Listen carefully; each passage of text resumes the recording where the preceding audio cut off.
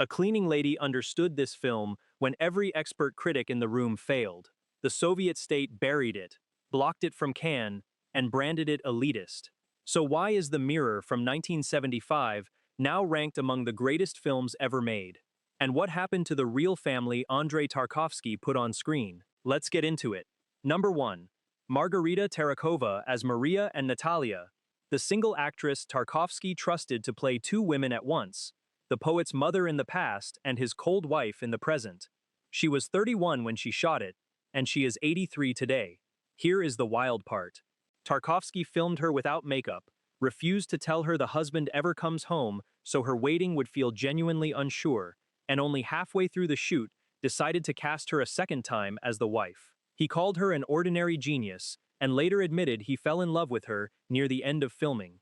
Before this, she was already a Soviet superstar, soon to play the treacherous Milady in the wildly popular D'Artagnan and the Three Musketeers, and to act opposite Elizabeth Taylor, Jane Fonda, and Ava Gardner in the doomed American production, The Bluebird. Critics now call her face the emotional center of the entire movie, the still point everything else orbits. Her own life carried real weight too. She married 3 times, raised a daughter, the actress Anna Terrakova, and a son, Alexander, and in 1996, President Yeltsin named her a People's Artist of Russia. Then came the quiet tragedy.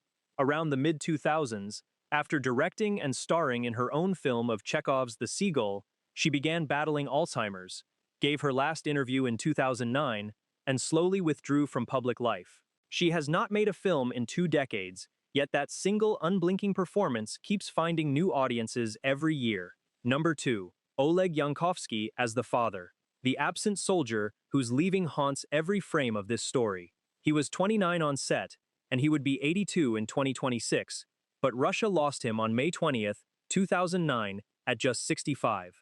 Tarkovsky needed a face that could vanish from a family and still feel impossibly missed, and Yankovsky delivered it in only a handful of scenes. Here is the detail nobody expects. His own son, Philip, plays the boy in the same film, so a real father and son appear as a fictional father and son in Tarkovsky's most personal work. Yankovsky was no minor talent either. He became one of the most adored actors in the entire Soviet Union, the romantic lead of stage and screen, and Tarkovsky pulled him back years later for the lead in Nostalgia, the haunted exile film shot in Italy. His real story reads like a novel. His father was a former officer arrested during Stalin's purges and sent to die in the camps, and the family was exiled to Kazakhstan, where Oleg was born. He clawed his way up from a Saratov theater school to national fame. He married actress Lyudmila Zorina in 1962 and stayed with her for 47 years until his death. In 1991, he became one of the very last people ever named a People's Artist of the entire USSR before the country dissolved. His final role, a Metropolitan in the historical drama Tsar, premiered at Cannes the same year he died. There is now an acting prize named after him, and a Moscow museum mounted a full exhibition for what would have been his 80th birthday. Number 3. Filip Yankovsky as Alexei at age 5, the wide-eyed little boy whose face becomes our window into Tarkovsky's childhood. He was just 5 when he shot it, and he is 57 today. Watching a child that young carry scenes in a film this heavy is genuinely startling. Here is the twist that makes it sting. His real father, Oleg, plays the father in the very same movie, and within a generation, Philip grew up to become a respected actor and director in his own right. He did not coast on the family name. He directed roughly 150 music videos through the wild 1990s, then made his feature debut In Motion in 2002 and won the Nika Award for Discovery of the Year. He acted as Louis XIII in a big-budget Russian Three Musketeers and directed a glossy adaptation of a best-selling Boris Akunin thriller. Then life handed him the cruelest echo of all. A year after losing his father to cancer in 2009, Philip was diagnosed with lymphoma at stage 3, the same enemy that took his dad. He fought through 7 rounds of chemotherapy, and by 2016, was reported fully cured. He married the actress Oksana Fandera back in 1990, brushed off years of tabloid divorce rumors, and stayed with her. And the dynasty did not stop with him. His son, Ivan Yankovsky, is now one of the biggest young stars in Russian cinema, making this a 3rd generation of the same acting bloodline That all started with a 5-year-old standing in a doorway in a Tarkovsky film. Few child debuts in movie history have grown into a legacy this deep. Number 4, Ignat Daniltsev as Alexei at age 12, and as Ignat, the son, playing two roles a generation apart, just like Tarakova does. He was around 11 when cameras rolled, and he is 64 today. Tarkovsky's trick of casting one young actor as both the boy and the boy's future child is one of the quiet keys to the whole film. Here is what almost nobody knows. After this towering role and one other small part, Daniltsev simply walked away from acting entirely. No franchise, no fame chasing, nothing. He went to Moscow's famous Stroganov Art School and reinvented himself as a fine artist and photographer, and he has lived that life ever since. Think about that. A boy hands in one of the most discussed child performances in Soviet cinema, then chooses paint and a camera over the spotlight for the rest of his life. His art is not light decoration either. For years, he built an entire haunting series around a tiny handmade chess piece, carved to look like a nameless prisoner of the labor camps, an object he found at a Moscow flea market and turned into a symbol of buried national pain. Critics writing about the mirror still single out his face during the military training scene and the eerie moment with the strange woman and the Pushkin letter as some of the film's most hypnotic passages. He emerged as a working artist during the loosening of the late perestroika years and has quietly built a real reputation in the Moscow art world. He proves something rare in this business. Sometimes the most interesting thing a child star can do is refuse to stay one. Number 5. Alla Demidova as Liza, the co-worker at the printing house who tears Maria apart with a few brutal sentences in one unforgettable scene. She was 37 when she filmed it, and she is 89 today, still with us. That single argument, comfort curdling into cruelty in seconds, is some of the sharpest acting in the entire movie. Here is the surprise tucked inside her story. Before she ever became an actress, Demidova trained as an economist and graduated from Moscow State University, then taught seminars in political economy, before throwing it all away for the stage. She became a legend of the Taganka Theater, the most daring stage in the Soviet Union, where she played Gertrude, opposite the iconic Vladimir Vysotsky, in a Hamlet people crossed the country to see. Critics called her one of the most intelligent and stylish actresses Russia ever produced, a living symbol of the thinking performer. Tarkovsky had actually first considered her for the lead role of the mother before choosing Tarakova, which tells you how highly he rated her. She won the Usur State Prize, earned the Order of Merit for the Fatherland twice over, and wrote 9 books along the way. She later fell in love with ancient Greek tragedy and built whole solo performances around poetry, becoming a kind of high priestess of Russian theater. Through it all, she kept her private life carefully guarded. At 89, she remains one of the last living links to that golden circle of Soviet artists, a woman who could have spent her life explaining supply and demand, and instead chose to break audiences' hearts on stage for 60 years. Her Liza only needs minutes of screen time, and you never forget her. Number 6. Anatoly Solzhenitsyn as the passing doctor, the stranger who stumbles onto Maria, rambles about people losing touch with nature, then disappears down the road. He was 39 when he shot it, and he would be 91 in 2026, but cancer took him on June 11, 1982, at only 47. That small roadside scene carries a strange weight, and that is because of who Solzhenitsyn was to Tarkovsky. Here is the truth. He was Tarkovsky's favorite actor, full stop, his on-screen alter ego across film after film. The director discovered him as a complete unknown working in a provincial theater, cast him as the lead in Andrei Rublev, and used him in Solaris, Mirror, and Stalker. The man was so devoted he once offered to undergo surgery to physically reshape his face to look more like Dostoevsky for a role. He won the Silver Bear for Best Actor in Berlin and was named an honored artist. Tarkovsky openly wrote that he had planned to build his next 2 films, Nostalgia and The Sacrifice, around Solzhenitsyn, only for the actor to die first. And here is the chilling part that links several names on this list. A sound man from Stalker became convinced that Solzhenitsyn, Tarkovsky, and the director's wife all developed the same cancer because of poisoned water at a filming location downstream from a chemical plant. Solzhenitsyn went first, in 1982, struck down at the height of his powers. He was born with the name Otto, after a famous polar explorer, before he changed it. Tarkovsky simply called himself lucky to have found him. No actor was more woven into this director's vision, and no loss hit his cinema harder. Number 7.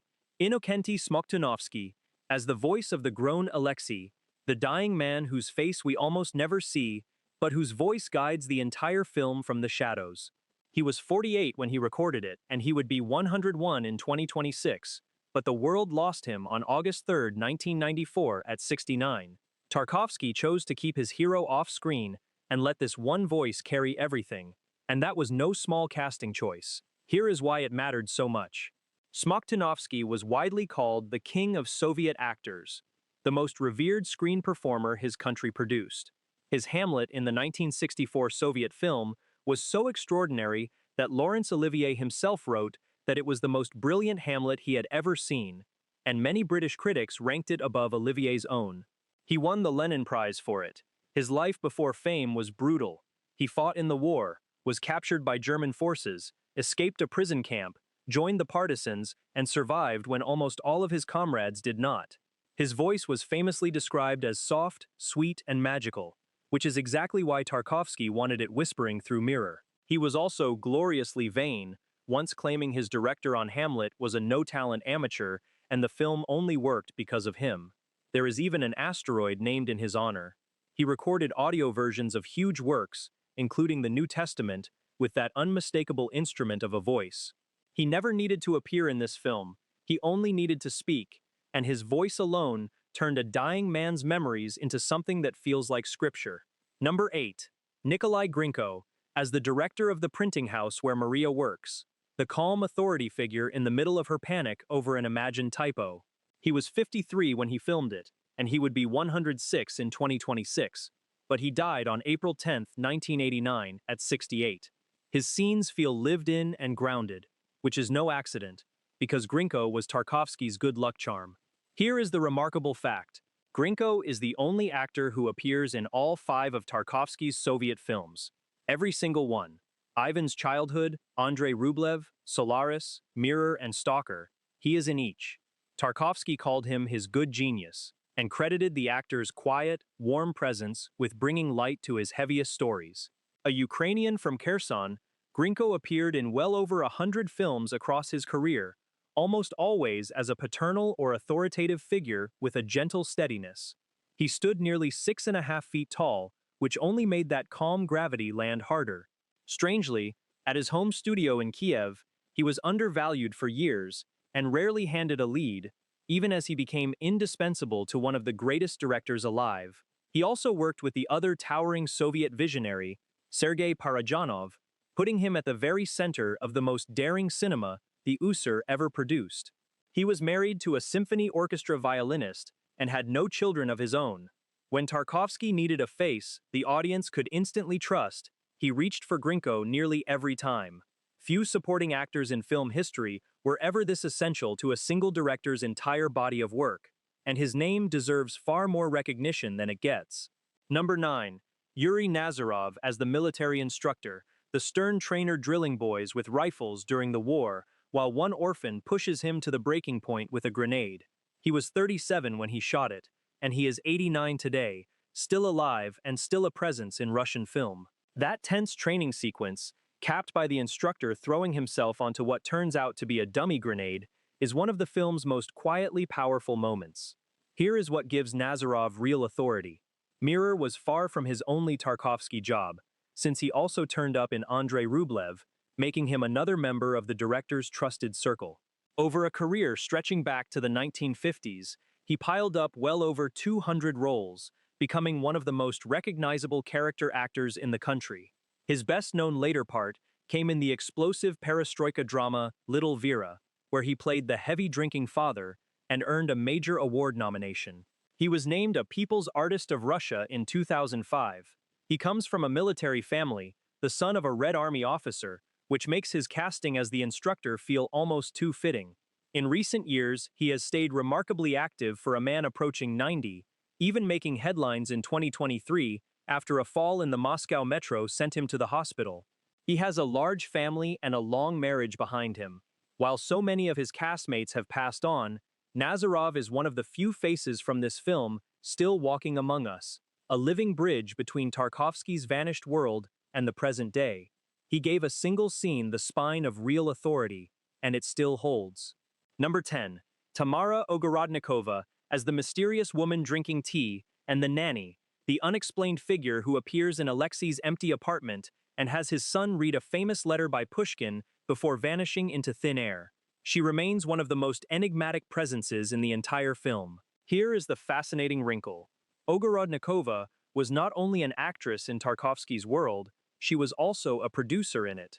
She is credited as the producer of Andrei Rublev, the epic that the Soviet state banned from wide release for years, deciding it was a veiled attack on the regime.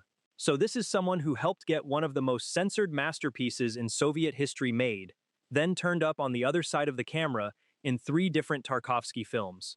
Beyond Mirror, she appears in Andrei Rublev and in Solaris, where she plays the aunt of the main character. That kind of dual life, shaping films behind the scenes while quietly stepping into them on screen, made her a true insider of the most important director the country ever produced. Her scene in Mirror is pure Tarkovsky, a woman who should not be there, a teacup whose warmth lingers after she is gone, a sense of time folding in on itself. Of all the people in this cast, she is among the hardest to trace in later years, a figure who stayed close to the work and far from the spotlight. What is certain is her place in the story of this cinema. She was there for the banned epic, there for the cosmic drama, and there for the most personal film of all, a quiet architect of Tarkovsky's universe, whose face still unsettles audiences today. Number 11. Larisa Tarkovskaya as Nadezhda, the well-off country neighbor that Maria visits to sell an earring during the hardest days of the war. She was in her early 40s when she filmed it, and she died in early 1998. This was no ordinary casting, because Larisa was Andrei Tarkovsky's wife in real life. Here is the depth of it. She met Tarkovsky while working as an assistant on Andrei Rublev, married him in 1970, and became his closest collaborator, serving as assistant director on Solaris, Mirror, Stalker, and Nostalgia. Putting his own wife into the role of the woman who watches his mother sell off her last valuables, in his most autobiographical film, blurs the line between life and art almost completely. When the state forced Tarkovsky into exile, Larisa went with him, and she nursed him through his final illness in Paris.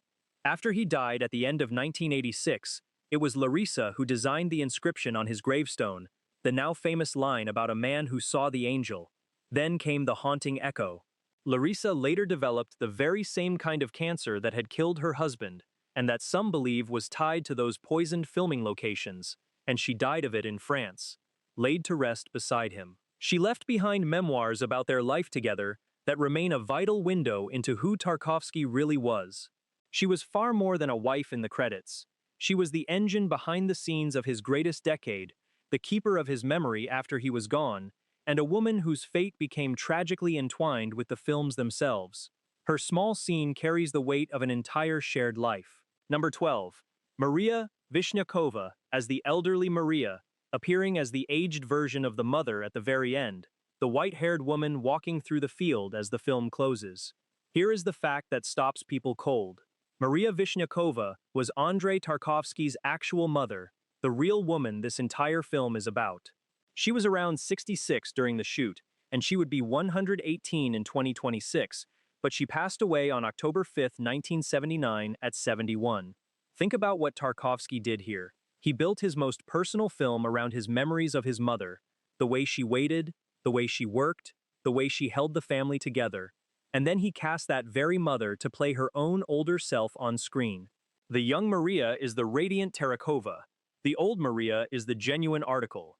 The mother in real life worked as a proofreader in a printing house, exactly the job we watch the character do in the film's most painful scene.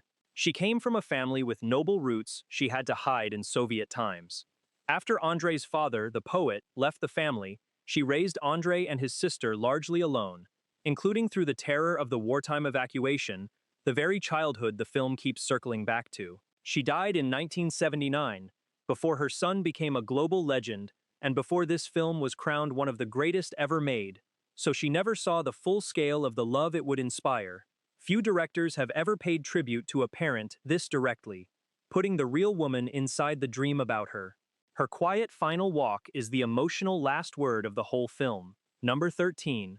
Arseny Tarkovsky, as the narrating poet, the voice reciting verse over the film's most beautiful images, the words that feel like the soul of the entire picture. He never appears on camera. He was around 66 when the film was made, and he would be 119 in 2026, but he died on May 27, 1989, at 81. Here is the heart of it.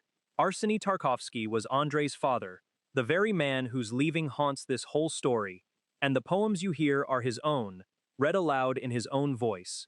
So the absent father at the center of the film returns through the soundtrack, speaking his actual poetry over images of the family he walked away from. It is one of the most moving father and son collaborations in all of cinema. Arseny was a genuinely major Russian poet in the tradition of the great names of the Silver Age. Yet the Stalin era crushed him. His first real book was blocked and withdrawn, and he could not publish a collection until he was 55 years old.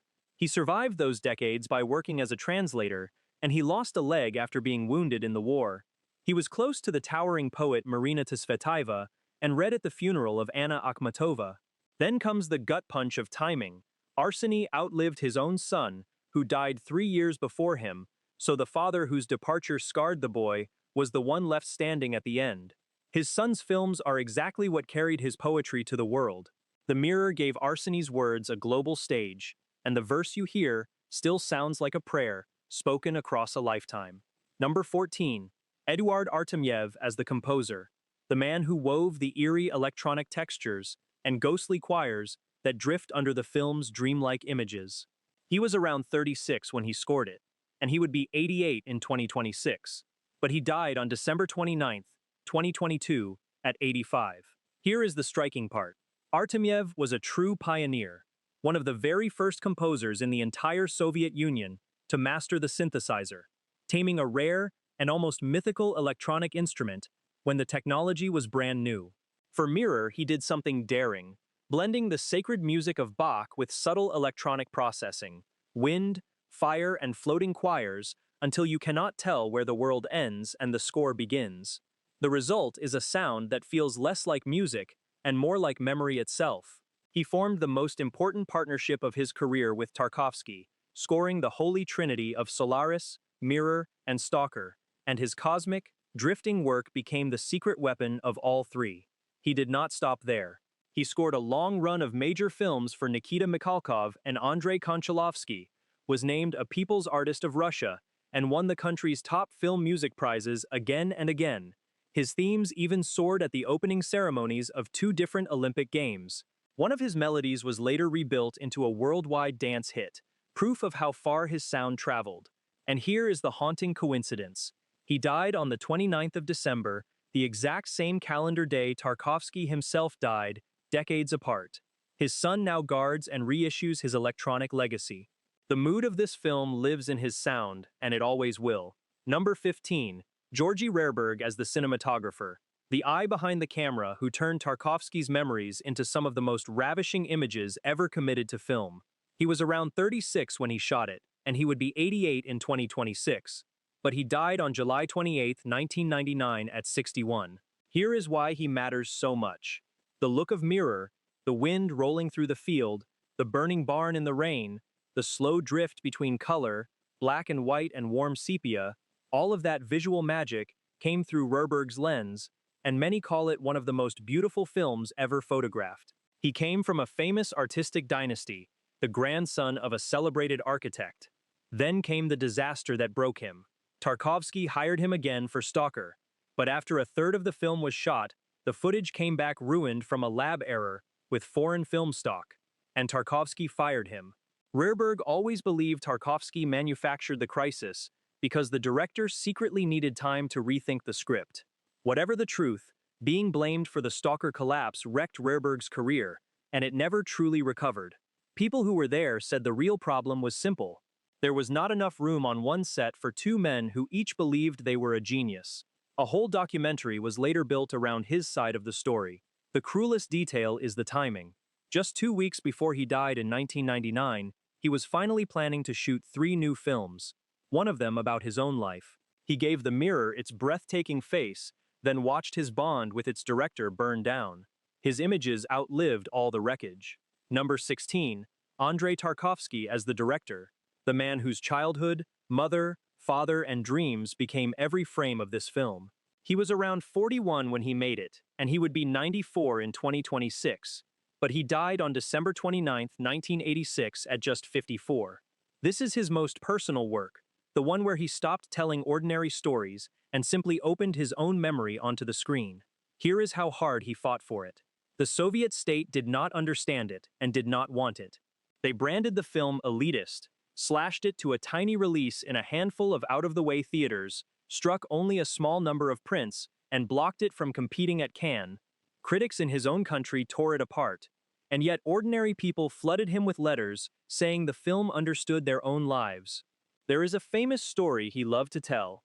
A room of expert critics argued for hours that the film was impossible to understand, until a cleaning lady waiting to mop the floor told them it was simple: a dying man, remembering the cruel things he had done, and wishing he could say sorry. She got it instantly. They never did. Today, Mirror sits on lists of the greatest films ever made, and is treasured above all his other work by many Russians. The price he paid was steep. Forced into exile, he made only 2 more films abroad before cancer killed him in Paris, the same illness that struck his wife and his favorite actor. All of them possibly poisoned on a stalker location. His gravestone reads, "To the man who saw the angel. He saw, and he showed us." So which of these faces surprised you the most? Drop it in the comments. And here is the question that always starts a fight. Tarkovsky was attacked in his own country as a pretentious elitist who wasted public money on a film nobody could follow. So be honest. Is The Mirror a genuine masterpiece that rewards the patience it demands, or a beautiful, hollow puzzle that critics only worship because admitting confusion feels embarrassing? Pick a side and defend it below, and tell me if a film should ever ask this much from the people watching it.